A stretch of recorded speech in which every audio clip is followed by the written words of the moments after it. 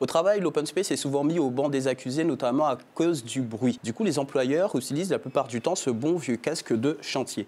Mais il y a également le casque audio et justement la société Plantronics, une société qui équipe les entreprises du Fortune 100 ou encore les services de secours américains, le 911 ou la bourse de New York, nous ont envoyé le Focus Voyageur UC et c'est le test tech de la semaine.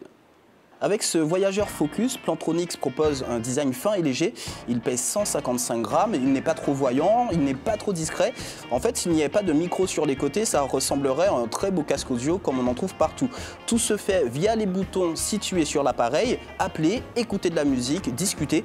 Le bouton volume s'adapte quel que soit le sens dans lequel on le porte. Le casque a une portée sans fil de 30 mètres, donc on n'a pas besoin de l'enlever dès qu'on se lève. En revanche, il a tendance à débloquer dès qu'il y a un mur entre l'utilisateur et l'ordinateur.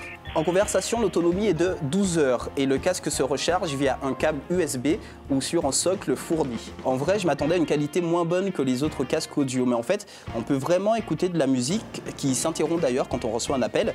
Des témoins lumineux indiquent quand on est en communication pour éloigner les collègues insistants. Reste l'élément central, l'annulation active du bruit.